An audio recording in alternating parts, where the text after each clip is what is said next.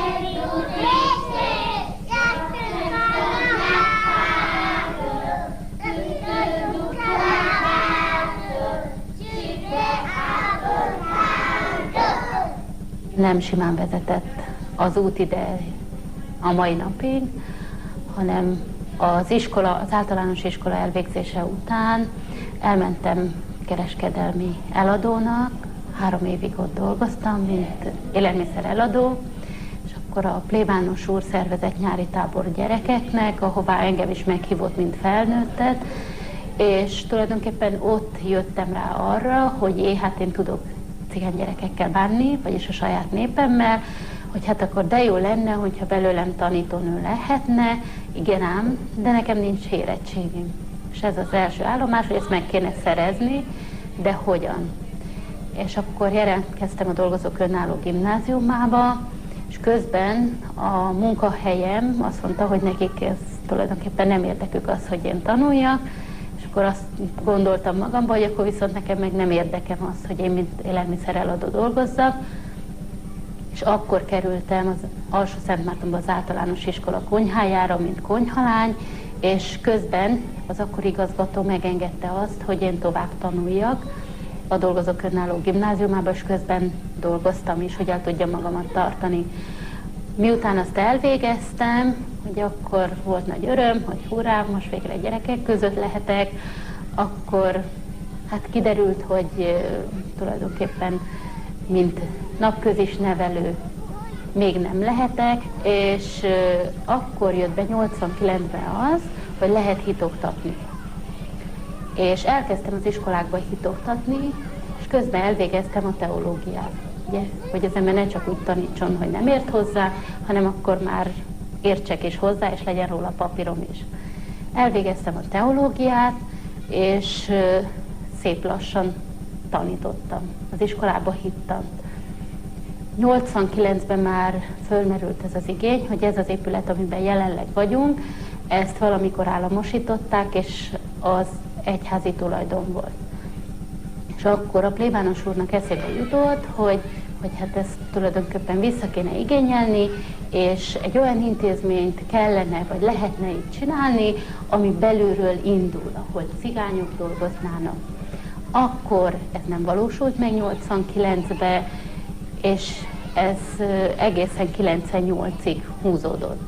Ez egy nagyon jó időszak volt, tulajdonképpen a felkészülési időszak volt, amikor nekem már szép lassan óvónőképzőbe jártam, már alakult a diplomám, hogy meg lesz, és vannak cigány fiatalok, akik szintén járnak, Dolgozók Önálló Gimnáziumába.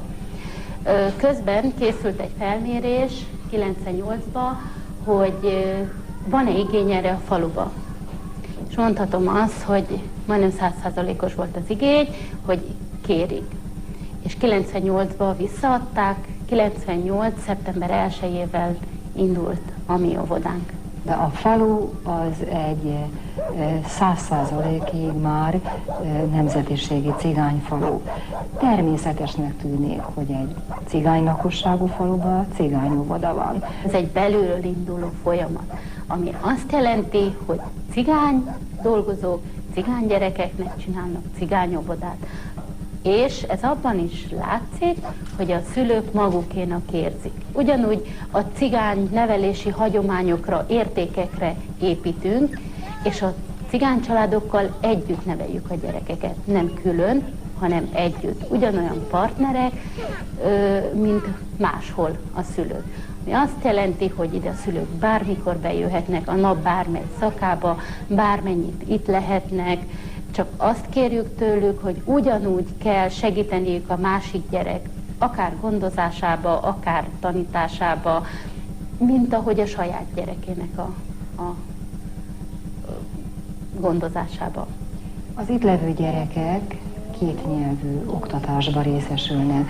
Mondókákat, verseket, énekeket, meséket fordítunk, ez ugyan több időt vesz igénybe, foglalkozás szempontjából és felkészülés szempontjából is sokkal több időt vesz igénybe, hiszen mindent le kell fordítani, mindent el kell magyarázni a gyereknek, de megéri, mert a gyerek így tanulja meg jobban, és az a magyar szó, amit magyarul hall, jól rögződik benne, hiszen akkor érti, hogy azt jelenti magyarul is, meg cigányul is, és nem valamit hall, és akkor ő elgondol magának valamit.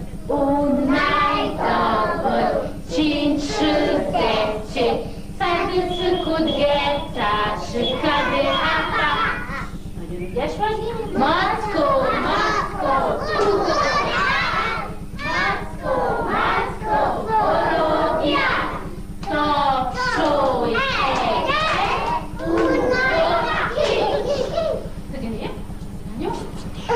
Maci, Maci, szélkos, Maci, Maci, tartsíték, pákét, pár, szép, astrus,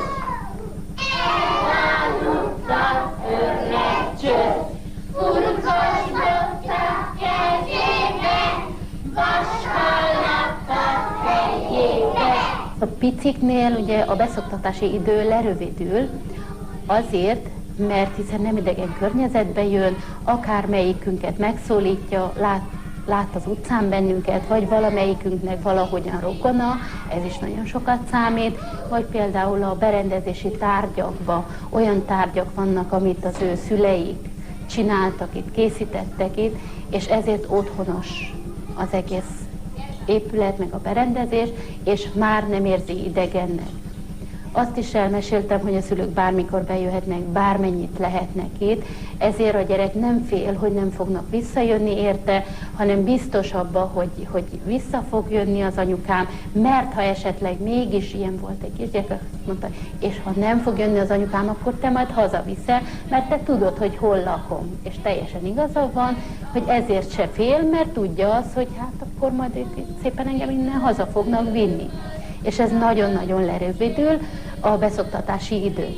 A kicsiknél döntő többségében a cigány nyelvet használjuk, azért, mert hát a gyerek bekerül 3 évesen, természetesen az anyanyelvét kell jobban használni ahhoz, hogy tudjunk vele bánni, és otthon érezze magát. A kismalac nagy vígan dalolva útnak indult. Útközben találkoztak egy emberrel, aki zsubszalmát cipelt. Az első kismalac megszólította. Most segítsetek.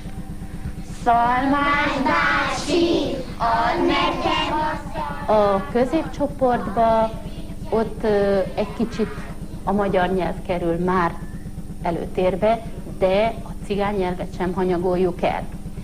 Azért, mert az iskolás kor kezdetét már azt szeretnénk elérni, hogyha a magyar nyelvet olyan szinten használná, hogy értse, és azt tudja alkalmazni. És meg is tanulja addig? Természetesen. Volt a te saját személyes életedben gond abból valaha, hogy nem egyforma szinten bírtad a két nyelvet? Természetesen volt. Ugye egy kicsit ez az óvoda olyan is, hogy mondtam, hogy belülről indult. Az embernek mindig eszébe jut a saját maga élete. Ugye én is innen kerültem ki, nem az van, amit én elképzelek, hanem az, amit átéltem. És volt egy nagyon jó esetem, harmadikos lehettem, amikor a tanárnéni azt mondta nekem, hogy mi jön az 59 után. Ja, hát a 60, hát tudtam én cigányul, de nem jutott eszembe magyarul, hogy kell. És valahogy ez mindig visszaköszön a munkámba is, ami nagyon jó, mert mindig az jut az eszembe, hogy érti, vagy az a legfontosabb, hogy értse.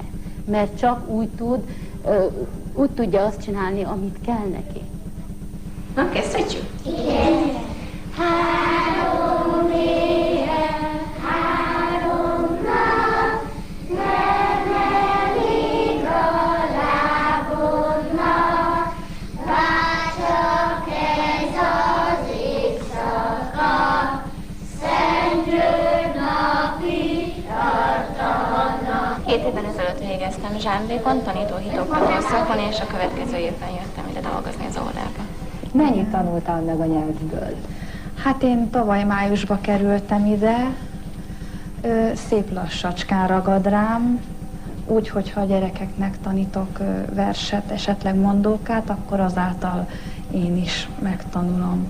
Nyugodtan mondhatom, hogy a munkatársaimra nagyon büszke vagyok, és joggal lehetek rájuk büszke, mert nagyon keményen és nagyon sokat dolgoznak, és ezért tényleg köszönet jár nekik. Nagyon jól beilleszkedtek, semmi problémájuk nincs. Igaz ugyan, hogy ők ketten nem beszélték, vagy nem beszélik a cigány nyelvet, de viszont már ilyen rövid idő alatt elég sokat értenek. Az egyik, a Lilla. Igen, a Lilla, ő már második éve van nálunk, ő elég sokat ért. A másik, a Szilvi, ő is ért egy keveset, de folyamatosan gyakorolja. Ez nem probléma, hogy magyar óvónők vannak, mert ugyanakkor cigány dolgozók is vannak. Cigány dajkák vannak, akik segítenek ebben, lefordítják az énekeket, leírják az énekeket, mondókákat, és segítenek az óvónőnek abba, hogy jól ejtse ki. Az én feladatom, hogy segítsek az óvónőknek, ez az elsődleges, hogy a gyerekek higiéniát biztosítsam, az óvoda higiéniáját, a csoportteremét, és hogy főleg, hogy cigányul beszéljünk a gyerekekkel. Add a kezed! Gyerekesek, bőködősek, simítósak, csattanósak. Mondj komolyan! Fácsúkolă, plângi cu mâna și așa faci și bați mâna. Ez a nyelv, amit mi beszélünk, ez a nyelvújítás előtti román, archaikus nyelvet beszéljük.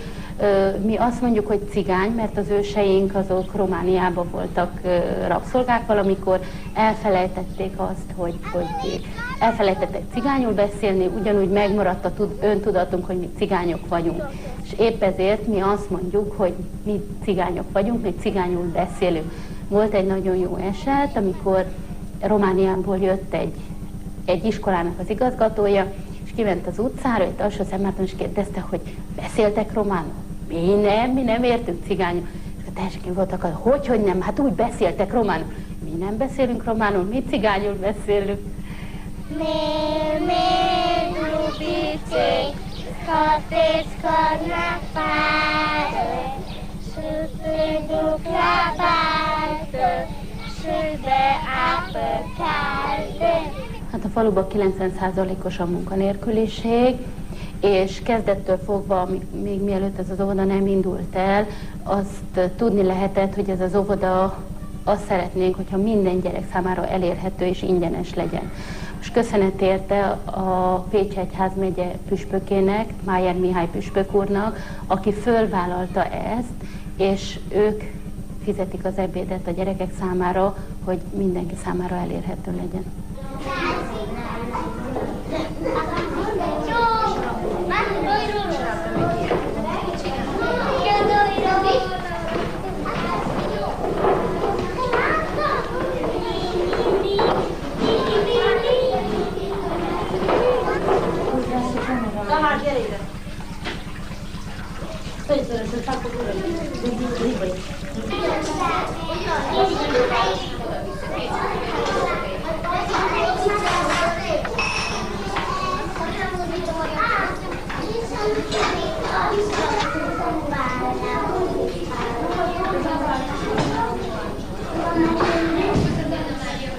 Jöjj el, Jézus, létem végül, áld meg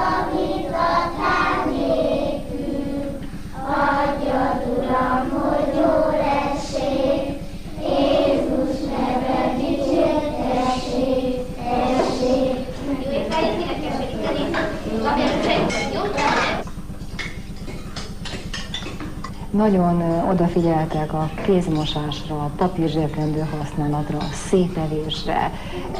Ennek a tanítás és gyakorlása a ti feladatotok? Hát ez hozzátartozik a pedagógiai programunkhoz, természetesen, hogy a gyerekek mindazt a kultúrát, ami idegen, ezt megtanulják. A szülők mennyire jól fogadják azt, amit a gyerekek tanult anyagként hazavisznek? Van-e olyan, hogy a kis Big Fitz tanítja nagyot? Igen. Van, és a szülők, szóval ez érdekes, hogy örülnek neki, hogy jé, az én gyerekem ezt tudja, és milyen jó. Szóval, hogy számomra is élmény, meg azt hiszem, hogy az ő számukra is, hogy látni azt az örömöt, hogy az én gyerekem ezt most 2 nyelven mondja el, és ezt tudja, és ez olyan szép és olyan jó. Itt eltöltenek egy biztonságos, tanulással teli, erős időszakot, méghozzá egy nagyon érzékeny korba a gyerekek. Hogyan tovább? Mennyi marad a Paris nyelv ebből? Hogyan segíti tovább az életüket? Én azt hiszem, hogy az első élmények azok nagyon döntőek az ember életébe. Azért azt se szabad elfelejteni, hogy mi ebből a faluba, szóval innen származunk, itt vagyunk a közelbe, pár házzal arrább, és bármelyikünk itt áll a gyerek előtt, mint példa, hogy ezt lehet, és ezt érdemes csinálni. Volt egy nagyon jó példa, amikor egy anyuka bejött az óvodába, hozta a gyerekét, és azt mondta, hogy tudod, most az én lányom 8-os, és azt mondtam neki, hogy menj el és érettségizzél le, és akkor lesz belőled egy óvónő. És azt mondja nekem, mit gondolsz, lehet a lányomból óvónő? És mondtam, hát persze, hát nézd meg, én is óvónő vagyok, és én is ugyaninnen vagyok, és én is cigány vagyok, hát persze, hogy lehet óvónő, sőt, miért ne lehetne? És annak az asszonynak a lánya gimnáziumba jár. Sok gyereked van itt, akiket tanítsz, nevelsz, játszol velük. Vannak közvetlen közeledben gyerek? Igen, nekem is van 2 állami gondozott gyerekem, akiket én nevelek. A fiú az 18 éves, aki már nem is olyan kicsi. Ő a Pécsi Kodály gimnáziumban tanul, és a Collegium Martineumban van. És van egy kislány, akit 2,5 hónapos kora óta nevelek. Ő jelenleg első osztályos a Siklósi Katolikus Általános Iskolába. Úgy tűnik, hogy te nagyon a helyeden vagy. Tehát amit válasz, az egy fontos feladat. Mégis mik azok, amikre még úgy nagyon vágysz megélni? Amire nagyon vágyok megélni? Az, hogy minél több cigánynak legyen diplomája. Bacră zboară, că vine turcii, în fântână te pune și te scoate afară. Tu surată te pune și te scoate afară. Iar ca aici vine turcii și stai te moară. Nagyon ügyes vagy.